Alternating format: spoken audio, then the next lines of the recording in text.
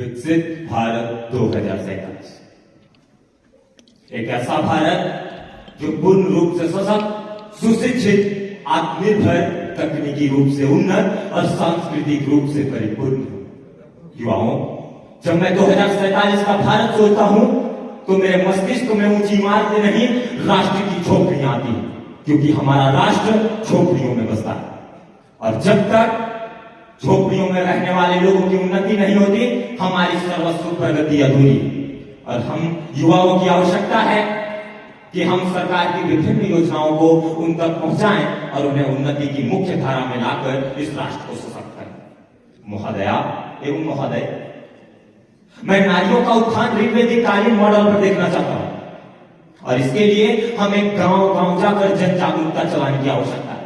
और अगर हम इसमें सफल हो गए तो भारत के हर घर से अपाला, घोषा और गांधी जैसी विदुषियां उभरेंगी जो इस राष्ट्र को नई दिशा, दशा और प्रेरणा प्रदान करेंगे। जब मैं 2047 के आसपास अपनी नजरें दौड़ाता हूं तो मुझे वोकल फॉर लोकल की जीवनचर्या नजर आती है। कोई वस्त्र खरीदता है तो भारतीय परिधान खरीदता है, अगर घर को सजाता है तो मधुबनी चित्रकारी से सजाता है। और ऐसा करने से न केवल स्थानीय उत्पादों को बढ़ावा मिलेगा, बल्कि आत्मनिर्भरता, जीडीपी और प्रति व्यक्ति आय को भी बल मिलेगा और हमारा भारत आर्थिक महाशक्ति के रूप में उभरेगा। महोदय, मैं 2047 के भारत में एक व्यापक सोच देखता हूं, जिसमें भारत को केवल और केवल तकनीकी और नवाचार प्रगति का केंद्र में बनाना ना हो, बल्कि हमारा उद्देश्य खुशहाल सूचकांक, स्वास्थ्य सूचकांक और पर्यावरण प्रदर्शन सूचकांक में भी शीर्ष पर आना हो।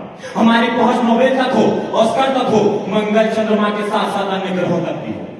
और यह संभव है जब हम सभी अपने कर्तव्यों का निष्ठा, नैतिक पूर्वक पालन करेंगे, जब प्रकृति और प्रकृति के बीच संतुलन बनाकर सतत विकास लक्ष्यों की ओर उन्मुख होंगे। वहीं मैं शिक्षा को इस रूप में देखता हूं जो विद्यार्थियों को नैतिक और भौतिक रूप से सशक्त करे, और हमारी राष्ट्रीय शिक्षा नीति इसी और अग्रसर है। और इस शिक्षा नीति को अगर सफल बनाना है तो सबसे पहले हमें मानसिकता रूपी गुलामी को कुचलकर अपने आत्मा की स्वतंत्रता के साथ भारतीयता पर गर्व करके शिक्षा के क्षेत्र में आगे बढ़ना होगा।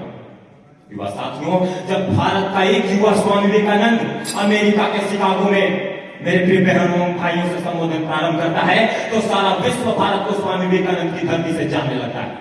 और जब एक युवा इतने प्रभावकारी परिवर्तन ला सकता है तो हम तो 60 करोड़ है। अगर हम चाहें तो भारत को सामाजिक, आर्थिक, राजनीतिक, सांस्कृतिक, खेल, साहित्य, शोध, अनुसंधान, तकनीक हर क्षेत्रों में उन्नत, सशक्त, समृद्ध और विकसित कर सकते हैं। और यही है हमारे सपनों का भारत, 2047 का भारत। धन्यवाद।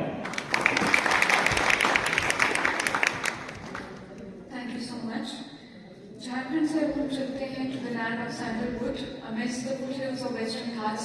From Karnataka, I'd like to invite Chandan M. Naik.